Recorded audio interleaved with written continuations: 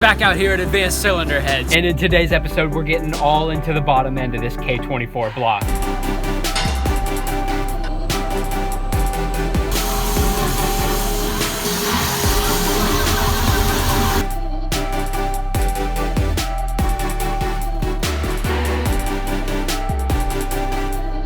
So if you haven't been following along with the progress yet, please make sure to check out the past videos. I started here with this 2007 JDM K24A long block, about 200 horsepower from factory. We plan to make more. After the disassembly of this engine, Advanced Cylinder Head says this really was a good block to start from. We went and took the cylinder head into the 5-axis machine. We were able to start porting out the cylinder head, hoping to open that thing up, let the air flow a bit more. More air, more fuel. Put it on the flow bench test, and throughout the RPM range, was able to find some really nice gains. Advanced Cylinder Heads called this a stage 1 port. And valve job and back cut valves.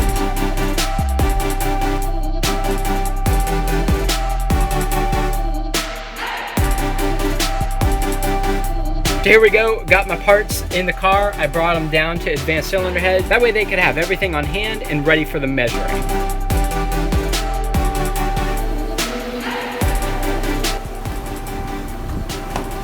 Right, so we're removing a total of about 8 thousandths.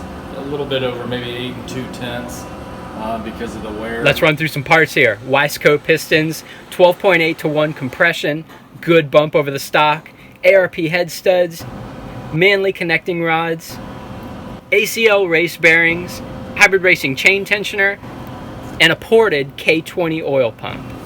So these Wiseco pistons, man, don't they look beautiful? Oh my gosh. And the Manley connecting rods were highly recommended by the guys at Advanced Cylinder Heads.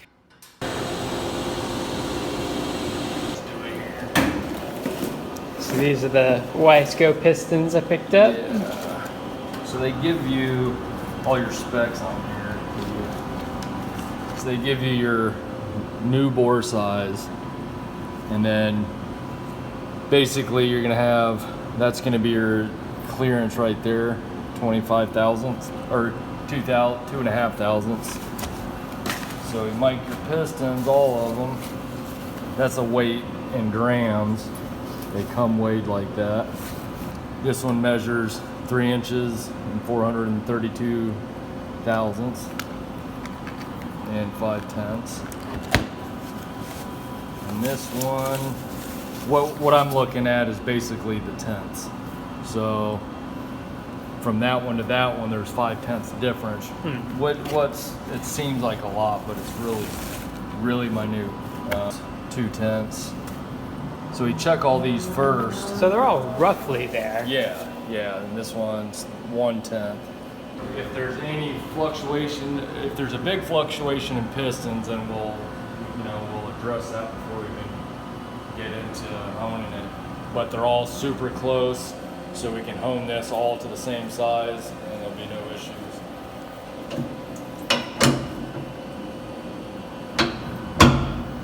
So I can dump some water out of it. The block is looking better already. Oh yeah. Yeah, it got clean. That'll do it. Yeah. So I cut all these a little bit, but so if you look there, okay, we're right at the 3, a tenth under. Come down here, it's still pretty straight.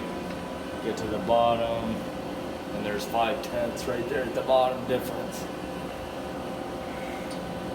You can see that right there. It's already, man. So they all have it, and I'll be working at getting that out. Actually a decent block to be starting from? Yeah, I do. It is. It's some of them. There could be a lot of pitting in the cylinders, or they could just be really out of shape, hourglass or whatnot. They get real tight on the bottom too. So, being that you're only having to go technically 10 over, it's you're maintaining the thickness of the cylinder walls you need. So yeah, can you see it? Yeah. A little bit. Yeah, so that's a 40-degree crosshatch, which is pretty standard. Stones, which are single, they're a CBN. So that will give the finish in the bore. And it'll cut down that crosshatch a little bit, but we're looking for a certain number, and on that profilometer over there. And so Donnie started the honing process. And man, I tell you what, I am so glad to have this guy on the team. I really appreciated his talking to me and walking me through the whole process. Really made me feel comfortable with, you know, a subject that I'm not an expert on. He is. Advanced Cylinder Heads is. And it's really nice to have those people walk you through what they're doing, the machines that they're working with, explaining how they work. Really happy with the whole process.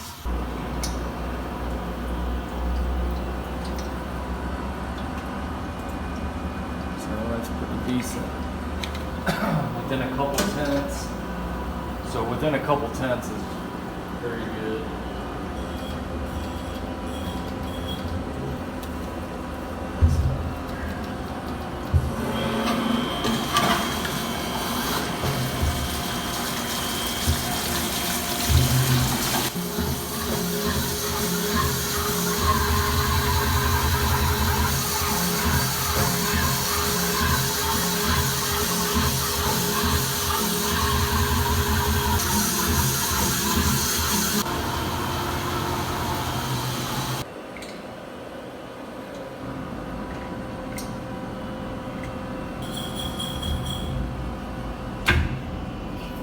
Change these stones real quick.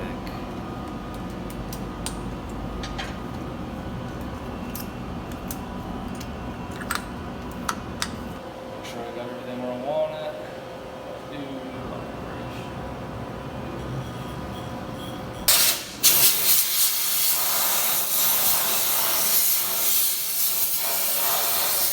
This is the profilometer. It measures surface roughness.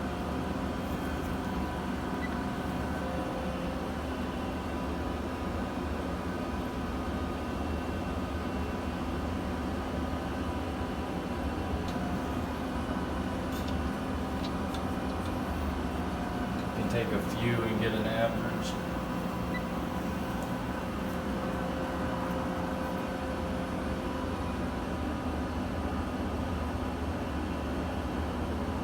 If it's too smooth, your rings won't seat. If it's too rough, they'll seat for sure. You might lose 20,000 miles. But if it's a performance engine, you know, or if it's in a race car, I mean, it's kind of one of those things where we look at overall performance and how well it's going to break in more than we do look at maximum life. If you want to go maximum life, then we go middle of the road, and that's what I'm trying to go for right here is middle of the road, on the high side of middle of the road. Yeah, I mean, I want... See, that's actually good right in there. I want performance out of this, but Yeah. I want reliability. Right. And longevity would be nice as well. Yeah, so...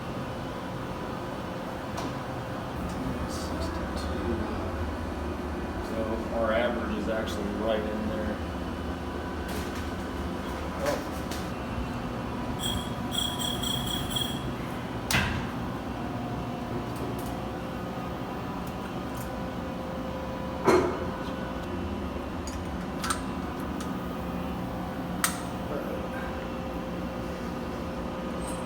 Basically 5.5 thou away. So Donnie was super diligent in his measuring, took his time. It really didn't even take that long, to be honest, being there, but really awesome process, really cool to see. Check out Advanced Cylinder Heads if you need your block honed. And then we moved on to decking the block. But you know, when you're leveling it, you watch it, it's moving, it's like this anyway. So if you look, it started hitting here, hit here, missed, hit here, hit there, wasn't hitting here, stuck, you know, right there. But I've been slicing it really thin. So just thin layers at first, and you'll go through with multiple passes. Well, yeah, I've probably got about 4 passes on this right now, and I'm moving it less than 1,000 per. And you got this similar, you got this liner, your liner is a steel liner. So what he was saying here was really cool. I didn't even know about the K24 block. From factory, they come with this strengthened liner on the inside of the cylinder walls. That's definitely something I wasn't used to with the D series.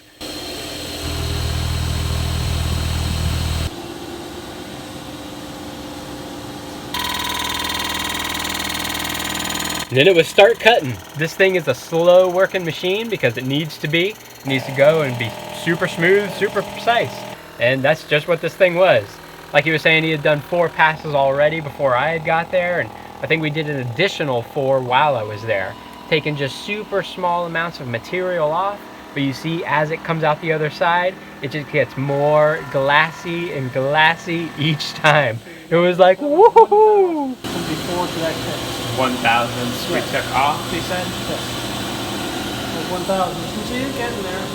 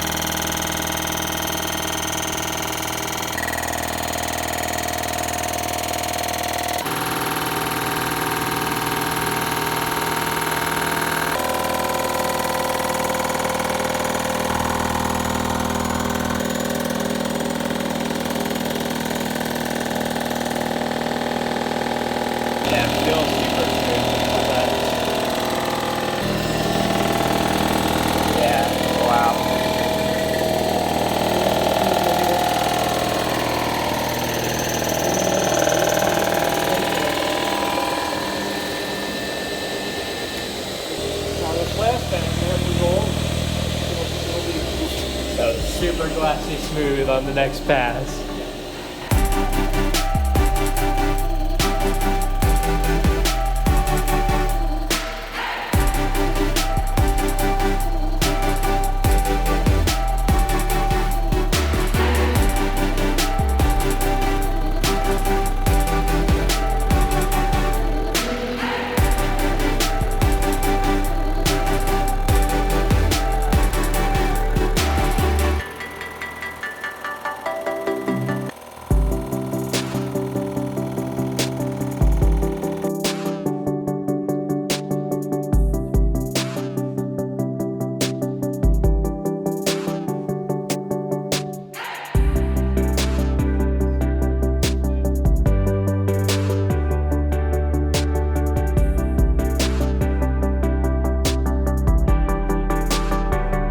So with the block all honed and decked, it was time to start balancing the crankshaft.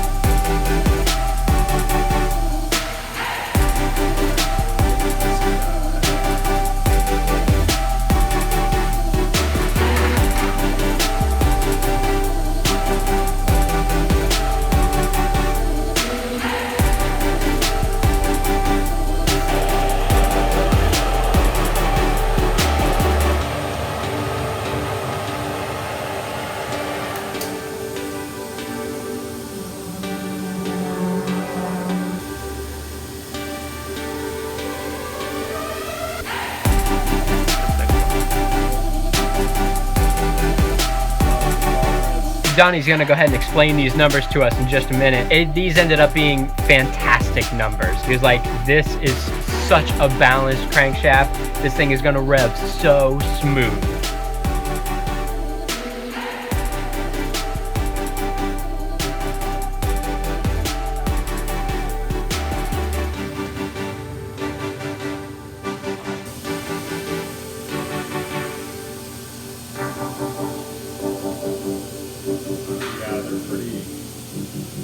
So if you look here, you got if you look at your force in pounds, so right there is how much out of balance it was.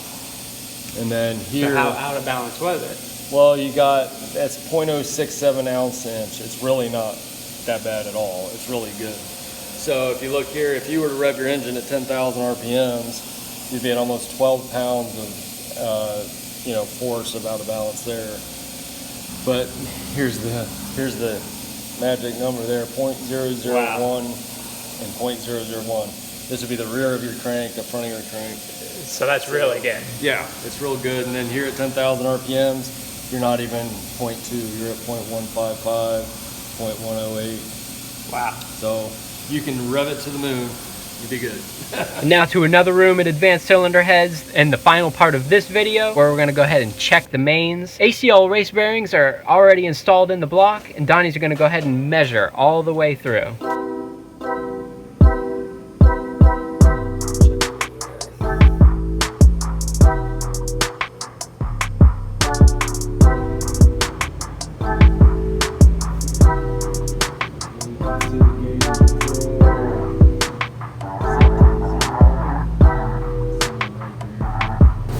This is set off the main journals of your crankshaft. So that's how we determine your main bearing clearance. So now we'll go through and check. This would be number 1.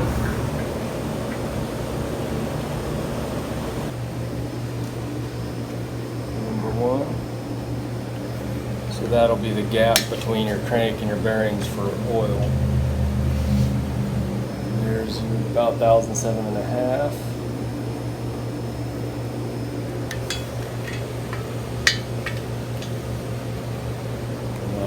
About 8/10.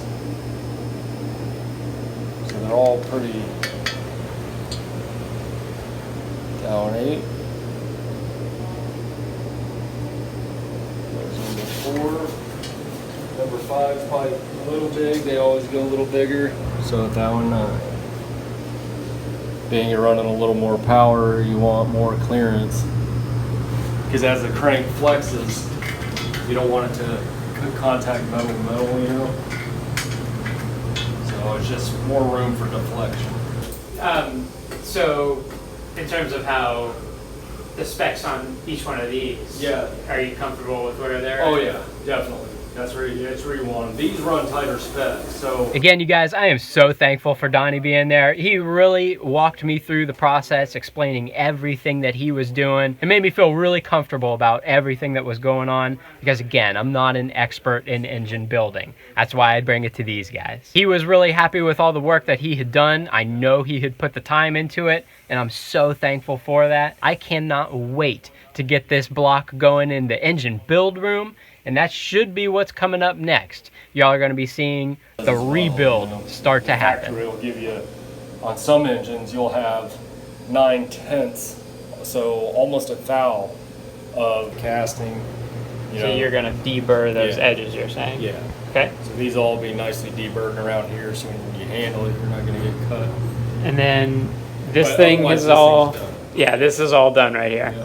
And then, Machine works, it's finished. All your rod, all your bearing clearances are done. Your pin and fitment and everything.